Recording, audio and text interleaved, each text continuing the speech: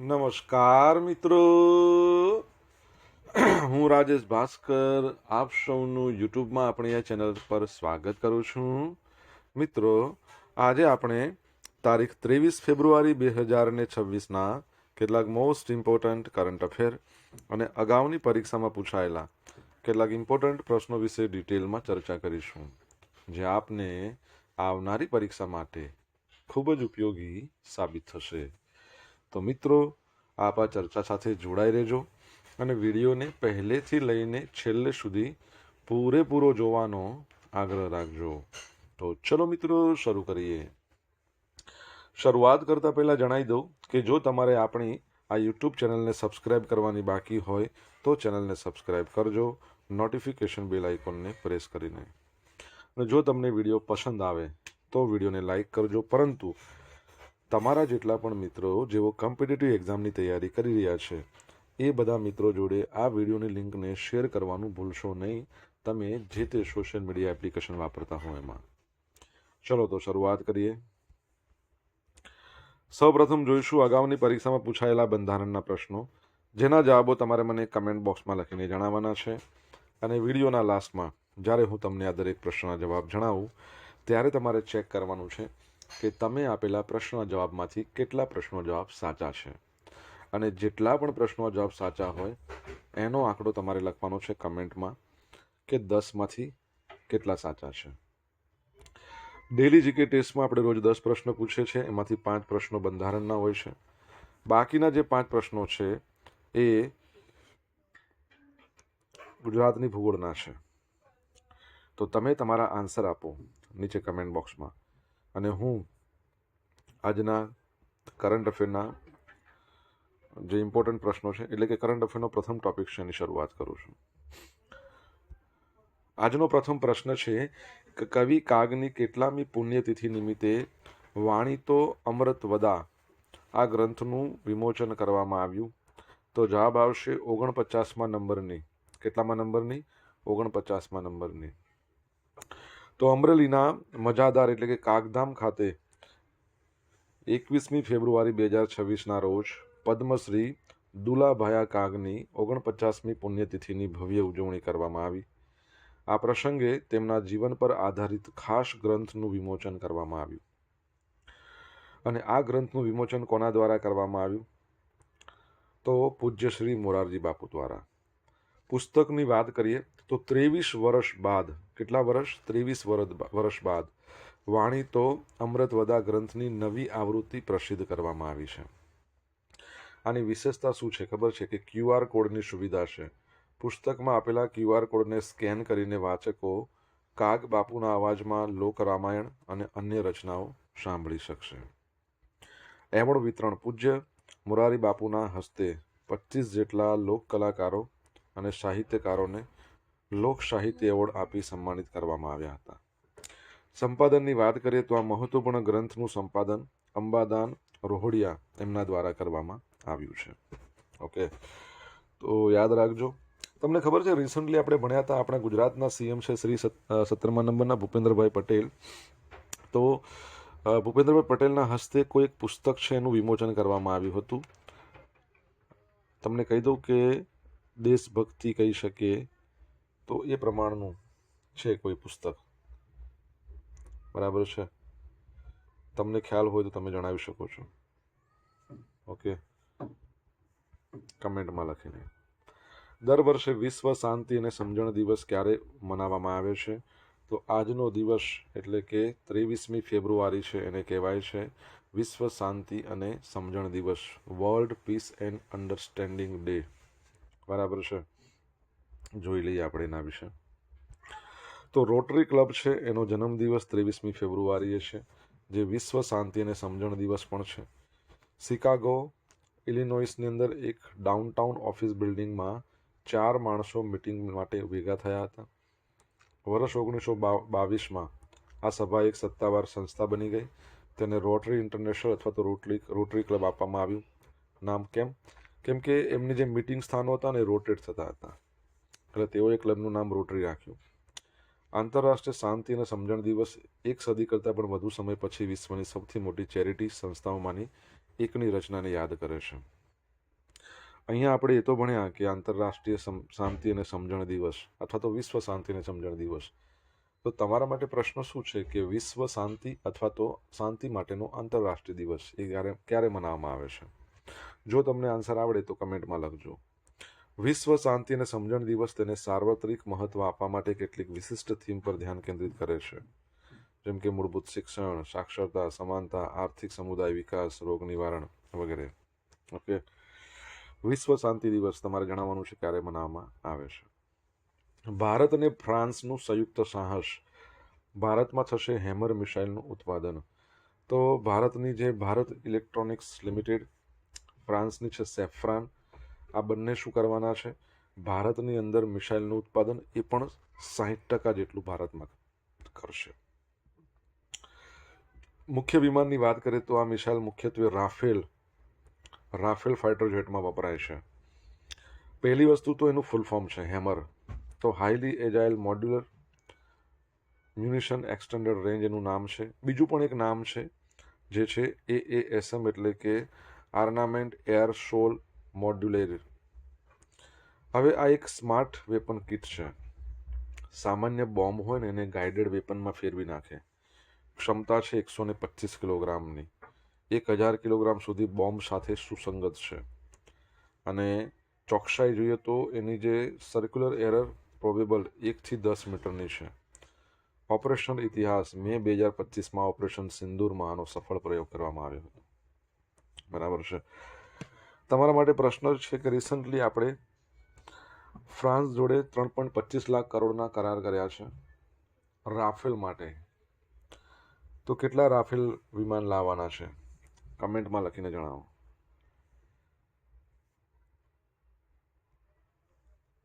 મિત્રો, વિડીયો પસંદ આવ્યો હોય તો વિડીયોને લાઇક કરો, તમારા મિત્રો જોડે વિડીયોની લિંકને શેર કરો. આપણી બંને યુટ્યુબ ચેનલ રાજેશ ભાસ્કર 2ને સબસ્ક્રાઇબ કરો, નોટિફિકેશન બેલ આઇકોનને પ્રેસ કરીને.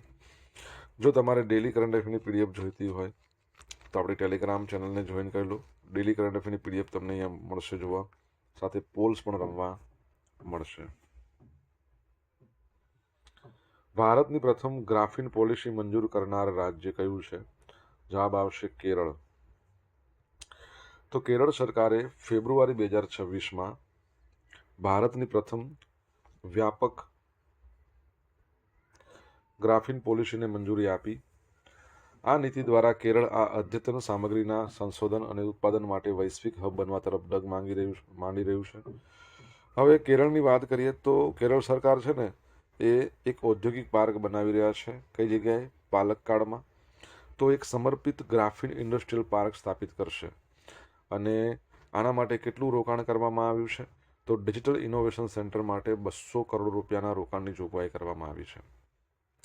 સરકારી પાર્કમાં એકમો સ્થાપવા માટે લીઝ પેમેન્ટ પર 50% સબસિડી પણ આપવામાં આવશે. સારી બાબત છે. વૈશ્વિક સહયોગ અને સંશોધનને વેગ આપવા યુકેની ઓક્સફોર્ડ અને માન્ચેસ્ટર યુનિવર્સિટી સાથે ભાગીદારી કરવામાં આવશે. ગ્રાફીન વિશે આપણે જોઈએ તો તે સ્ટીલ કરતાં 200 ગણું મજબૂત છે, અત્યંત લવચીક છે, વીજળીનું ઉત્તમ વાહક છે. 2004માં માન્ચેસ્ટર યુનિવર્સિટીના વૈજ્ઞાનિકોએ પ્રથમ વારાને અલગ કર્યું હતું. આના ઉપયોગો ક્યાં થાય? ઇલેક્ટ્રોનિક્સમાં, લવચીક સ્ક્રીન બનાવવા માટે, એનર્જી, બેટરીમાં, બાયોમેડિસિન, સેન્સર્સ બનાવવા માટે, એરોસ્પેસ, હલકા સ્પેર પાર્ટ્સ, હલકા ખરા પરંતુ મજબૂતાઈ જબરજસ્ત. કહે છે ને સ્ટીલ કરતાં 200 ગણું મજબૂત, એટલે શું કહેવાય? બરાબર છે. તો આ યાદ રાખજો. કેરળની વાત કરીએ તો એનું કેપિટલ છે તિરુવનંતપુરમ. એના CM છે પિનારાઈ વિજયન. એની હાઈકોર્ટ કોચીમાં છે. તમારે જણાવવાનું છે કે એના ગવર્નરનું નામ શું છે. રિસન્ટલી છેલ્લે આપણે ભણ્યા હતા કે કેરળની અંદર કલ્પેટ્ટા છે, વાયનાડ જિલ્લો, ત્યાં ભારતની પ્રથમ ડિસ્ટ્રિક્ટ કોર્ટ, એ પણ કેવી? પેપરલેસ, એનું ઉદ્ઘાટન કરવામાં આવ્યું હતું. આપણા CGI છે, ભારતના 53મા નંબરના CGI એટલે કે chief justice of India, justice Suryakant દ્વારા. ભારતમાં પ્રથમ ડિજિટલ સાક્ષરતા ધરાવતું 100% રાજ્ય કયું છે? કેરળ છે. બરાબર છે. તો એ બાબત પણ તમે યાદ રાખજો. ઓકે, આગળ વધીએ આપણે નેક્સ્ટ પ્રશ્ન તરફ. રાઇઝ કોન્ક્લેવ 2026નું આયોજન કયા શહેરમાં કરવામાં આવ્યું હતું? તો ચેન્નાઈમાં કરવામાં આવ્યું હતું. તો કેન્દ્રીય મંત્રી છે આપણા, શું નામ છે? ડૉક્ટર જીતેન્દ્ર સિંહ.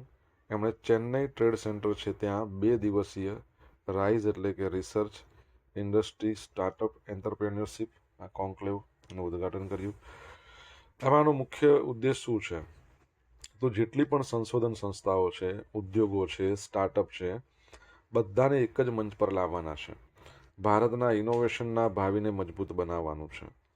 હવે મહત્વના આંકડાની સિદ્ધિ જોઈ લઈએ તો સ્ટાર્ટઅપની અંદર વૃદ્ધિ આપણે જોશું તો 2014માં તો 350 સ્ટાર્ટઅપ જ હતા, 26માં 2 લાખ થઈ ગયા છે, એટલે 2 લાખ કરતાં વધી ગયા છે. રોજગારી, સ્ટાર્ટઅપ દ્વારા અત્યાર સુધીમાં 21 લાખથી વધુ રોજગારીનું સર્જન થયું છે. ગ્લોબલ ઇનોવેશન ઇન્ડેક્સ, ભારત 81માં ક્રમેથી છલાંગ લગાવીને હવે 38મા નંબરે પહોંચ્યું છે. પેટન્ટ ફાઇલિંગમાં ભારત 6ઠ્ઠા નંબર પર છે. બરાબર છે, તો એ પણ યાદ રાખજો. મહિલા સશક્તિકરણ, તો મુદ્રા યોજનાના લાભાર્થીઓમાં 69% મહિલાઓ છે. આ બધી બાબતો એમણે શેર કરી છે. આમાંથી ઘણા બધા પ્રશ્નો બની શકે. પહેલો પ્રશ્ન તો બની શકે કે ગ્લોબલ ઇનોવેશન ઇન્ડેક્સમાં ભારતનું સ્થાન કેટલું છે, પેટન્ટ ફાઇલિંગમાં ભારતનું સ્થાન છે કયું છે, મહિલા સશક્તિકરણમાં કેટલા ટકા મહિલાઓ છે, આનું આયોજન ક્યાં થયું હતું. 5 થી 6 પ્રશ્નો આરામથી બને. ઓકે, લાઈક બાકી હોય તો લાઈક કરી દેજો. ચલો આગળ વધીએ. તમને તમારા માટે એક પ્રશ્ન, તમને ખબર છે સ્ટાર્ટઅપની આપણે વાત કરીએ છીએ, સ્ટાર્ટઅપ દિવસ 16 જાન્યુઆરી આપણે મનાવીએ છીએ અને ભારતમાં સ્ટાર્ટઅપ ઇન્ડિયા પહેલની શરૂઆત 16 જાન્યુઆરી 2016માં થઈ હતી. હવે ડીપ ટેક સ્ટાર્ટઅપ હોય ને, બરાબર છે, તો જે લોકો એઆઈ કહી શકીએ, માઇક્રોબાયોલોજી, સ્પેસ, આ બધા ક્ષેત્ર સાથે સંકળાયેલા સ્ટાર્ટઅપ, એમના માટે ભારતમાં અવધિ લંબાવવામાં આવી છે. નોર્મલ સ્ટાર્ટઅપની અવધિ અલગ હોય છે, ડીપ સ્ટેકની અલગ હોય છે. એના માટે ભંડોળ પણ વધારવામાં આવ્યું છે. તમને ખ્યાલ હોય તો તમે જણાવી શકો છો. સમર જોસેફનો ઐતિહાસિક રેકોર્ડ T20 વર્લ્ડ કપ 2026માં, તો વેસ્ટ ઇન્ડિઝના છે સમર જોસેફ. ઇટાલી સામેની મેચમાં ક્રિકેટના ઇતિહાસમાં એક અજોડ રેકોર્ડ બનાવ્યો. તે લોકો જીતી તો ગયા હતા, વેસ્ટ ઇન્ડિઝ ગ્રુપ સ્ટેજમાં અજય રહ્યું હતું. સિદ્ધિ શું હાંસલ કરી છે કે તેઓ પ્રથમ એવા ખેલાડી બન્યા કે એક જ T20ની અંદર 4 વિકેટ ઝડપી અને 4 કેચે કર્યા. બહુ અઘરો રેકોર્ડ છે. મેચમાં વેસ્ટ ઇન્ડિઝે ઇટાલીને 42 રનથી હરાવી દીધું છે અને કોલકાતાના ઈડન ગાર્ડનમાં રમાઈ હતી. આવું પરાક્રમ અગાઉ વ્હાઇટ બોલ ક્રિકેટ, ઓડીઆઈ કે T20ના ઇતિહાસમાં કોઈ પણ ખેલાડીએ કર્યું નથી. બરાબર છે. રિસન્ટલી આપણે ભણ્યા હતા કે કોઈ એક ક્રિકેટર છે જેમણે T20ની અંદર 700 વિકેટો લીધી છે. એટલે T20 ઇન્ટરનેશનલ એકલી નહીં, ઇન્ટરનેશનલ આવી ગઈ, ડોમેસ્ટિક પણ આવી ગઈ, લીગ પણ આવી ગઈ, બધા જ પ્રકારની મેચો. સોશિયલ મીડિયાના માધ્યમથી મારી સાથે તમે કનેક્ટ રહી શકો છો. ઇન્સ્ટા આઈડી છે આપણું rajesh.i.bhaskar, ફેસબુક આઈડી છે આપણું RI Bhaskar અને ટેલિગ્રામ ચેનલ આપણી છે રાજેશ ભાસ્કર, જેમાં તમને ડેઇલી કરંટ અફેરની પીડીએફ મળશે અને પોલ્સ પણ રમવા મળશે. જો તમને ભણવાની મજા આવી હોય તો વિડીયોને લાઇક કરો, તમારા મિત્રો જોડે વિડીયોની લિંકને શેર કરો. આપણી YouTube channel Rajesh Bhaskar 2 subscribe ના કરી હોય તો સબસ્ક્રાઇબ કરો, નોટિફિકેશન બેલ આઇકોનને પ્રેસ કરીને. ભારત અને WFP વચ્ચે ચોખાના પુરવઠા માટે કેટલા વર્ષના કરાર કરવામાં આવ્યા છે? તો 5 વર્ષના કરાર. તો ભારત સરકારે વિશ્વમાં ભૂખમરા છે એની સમસ્યાને દૂર કરવા યુનાઇટેડ નેશન્સનું વર્લ્ડ ફૂડ પ્રોગ્રામ છે. પરીક્ષાની દ્રષ્ટિએ અગત્યનો ટોપિક છે. એના માટે 5 વર્ષના ઐતિહાસિક કરાર કર્યા છે. તમને ખ્યાલ હોય તો ચોખાના ઉત્પાદનમાં ભારતે ચાઇનાને પછાડ્યું. ભારત ચોખાના ઉત્પાદનમાં વિશ્વમાં નંબર 1 દેશ બન્યો છે અને ભારતમાં સૌથી વધારે ચોખાનું ઉત્પાદન જે કરતો રાજ્ય છે એ છે તેલંગાણા. હવે આ સમજૂતી હેઠળ ભારત આફ્રિકા અને પશ્ચિમ એશિયા જેવા સંકટગ્રસ્ત વિસ્તારમાં ચોખાનો પુરવઠો પૂરો પાડશે. કરાર કોની વચ્ચે થયા? ફૂડ કોર્પોરેશન ઓફ ઇન્ડિયા, બરાબર છે, તો જેની સ્થાપના થઈ હતી 1965માં, નવી દિલ્હીમાં હેડક્વાર્ટર છે. અને બીજું છે world food programme. World food પ્રોગ્રામની સ્થાપના 1961માં અને એનું હેડક્વાર્ટર તમારે કહેવાનું છે, બરાબર છે. કિન્ડી મેકેન છે તેના અધ્યક્ષ છે. આગામી 5 વર્ષની અંદર ટોટલ 2 લાખ મેટ્રિક ટન ચોખાનું સપ્લાય ભારત કરવાનું છે. કિંમતની વાત કરીએ તો 2026 માટે 2800 રૂપિયા પ્રતિ ક્વિન્ટલ નક્કી કરાયું છે. મહત્વ, આ કરાર જે યુનાઇટેડ નેશન્સના સસ્ટેનેબલ ડેવલપમેન્ટ ગોલ છે એમાં બીજા નંબરનો ગોલ છે કે ઝીરો હંગર, આખા વિશ્વમાં ભૂખમરો મટાવો. તો ગ્લોબલ હંગર ઇન્ડેક્સમાં ભારતનું સ્થાન પણ કંઈ સારું નથી, 102 નંબર પર છે, બરાબર છે. તો એ બાબત યાદ રાખજો. આગળ વધીએ. Henley passport index 2026. ભારતીય પાસપોર્ટના રેન્કિંગમાં સુધારો થયો છે. બહાર કોણે પાડ્યો છે? તો હેન્ડલે એન્ડ પાસપોર્ટ એટલે હેન્ડલે એન્ડ પાર્ટનર્સ છે. ડેટા સ્ત્રોત ઇન્ટરનેશનલ એર ટ્રાન્સપોર્ટ એસોસિએશનનો છે. ભારતનો ક્રમ 2026માં 75મો, 25માં 85માં હતો. 10 ક્રમનો સુધારો થયો છે. વિઝા મુક્ત પ્રવેશ અથવા તો વિઝા ઓન અરાઇવલ, તો ભારતીય પાસપોર્ટ ધારકો હોય એમણે 56 દેશોમાં પૂર્વ વિઝા વગર મુસાફરી કરી શકે છે. ભારતનો જે 75માં નંબર છે, ભારતની સાથે સાથે આઇવરી કોસ્ટ પણ 75 નંબર પર, ગેબોન પર, મેડાગાસ્કર, મોરિટાનિયા એ પણ 75માં નંબર પર છે. ટોચના નંબર પર આજે ખરાબ છે તબિયત, ગળું થોડું પ્રોપર નથી લાગતું. ટોચના દેશોમાં નંબર 1 પર સિંગાપોર છે. 192 દેશોમાં વિઝા મુક્ત પ્રવેશ છે. સેકન્ડ નંબર પર જાપાન અને દક્ષિણ કોરિયા છે. 187 દેશોમાં વિઝા મુક્ત પ્રવેશ. હેન્ડલે પાસપોર્ટ ઇન્ડેક્સ છે ને, એની વાત કરીએ તો કુલ 199 પાસપોર્ટ અને 227 ટ્રાવેલ ડેસ્ટિનેશનનું વિશ્લેષણ કરવામાં આવ્યું. અને તમે જોશો આમાં છેલ્લે છે ને અફઘાનિસ્તાન છે. આ ઇન્ડેક્સ દર્શાવે છે કે જે તે દેશના રાજદ્વારી સંબંધો અન્ય દેશો સાથે કેટલા મજબૂત છે. બરાબર છે, તો યાદ રાખજો. પાસપોર્ટ પરથી યાદ આવ્યું, નાગરિક ઉડ્ડયન મંત્રાલય. કોણ છે આપણા નાગરિક ઉડ્ડયન મંત્રી? તમને ખબર હોય તો તમે જણાવી શકો છો કમેન્ટ બોક્સમાં લખીને. હવે જોઈશું અગાઉની પરીક્ષામાં પૂછાયેલા બંધારણના પ્રશ્નો. પહેલો પ્રશ્ન, ભારતનું બંધારણ તેના અમુકમાં દર્શાવ્યા પ્રમાણે કઈ તારીખથી અપનાવવામાં આવ્યું હતું? તો અપનાવવામાં આવ્યું તેવું પૂછ્યું છે. બરાબર છે, તો 26મી નવેમ્બર 1949. અમલમાં ક્યારે મૂક્યું? તો 26 જાન્યુઆરી 1950. એટર્ની જનરલ ભારતની કઈ અદાલતમાં ફરજ બજાવી શકે છે? તો ભારતની તમામે તમામ અદાલતમાં. ભારતના નિયંત્રક અને મહાલેખા પરીક્ષક એટલે જેને કે કહીએ છે, એને કેવી રીતે પદ પરથી દૂર કરી શકાય? તો જે રીતે રાષ્ટ્રપતિને મહાભિયોગથી દૂર કરાય છે એવી એક પ્રોસિજર છે, પદ્ધતિ છે, એ પ્રમાણે દૂર કરી શકાય. મફત કાનૂની સહાયનો ઉલ્લેખ બંધારણમાં ક્યાં કરવામાં આવ્યો છે? તો રાજનીતિના માર્ગદર્શક સિદ્ધાંતોમાં. પંચાયતોમાં અનુસૂચિત જાતિ અને જનજાતિ માટે અનામત બેઠકોની જોગવાઈ કયા અનુચ્છેદ અંતર્ગત કરવામાં આવી છે? 243D. હવે મિત્રો જોઈશું અગાઉની પરીક્ષામાં પૂછાયેલા ગુજરાતની ભૂગોળના પ્રશ્નો. પહેલો પ્રશ્ન, અટીરા આ જે ટેક્સટાઇલ રિસર્ચ ઇન્સ્ટિટ્યૂટ છે, Ahmedabad textile industry research association, 1947માં એની સ્થાપના ડૉક્ટર વિક્રમ સારાભાઈ દ્વારા એની સ્થાપના કરવામાં આવી હતી. એક્ઝેક્ટલી ક્યાં છે? તો અમદાવાદ. ગુજરાતના મધ્ય ભાગમાંથી કયું વૃત્ત પસાર થાય છે? મધ્ય ભાગ પૂછે તો મધ્ય ભાગમાંથી કોઈ પસાર થતું જ નથી. જો કર્કવૃત્તની વાત કરીએ તો ઉત્તરમાંથી પસાર થાય છે. અથવા બીજું, અહીંયા તમે એવું લખ્યું કે ભારતના મધ્ય ભાગમાંથી, તો પાછું કર્કવૃત્ત જવાબ આવશે. યાદ રાખજો, પરીક્ષામાં આ પ્રમાણેનો પ્રશ્ન પૂછાઈ શકે. ગુજરાતમાં હાલમાં કેટલા જિલ્લા? 34. 33 હતા, એક વાવ થરાદ નવો બન્યો. નીચેનામાંથી કયા રાજ્યની સીમા ગુજરાતને નડતી નથી? નડતી ના આવે, અડતી નથી. તો શું આવશે? છત્તીસગઢ. પાલીતાણાના જૈન મંદિરો કયા પર્વત પર છે? શેત્રુંજય. 800 ને કેટલા છે?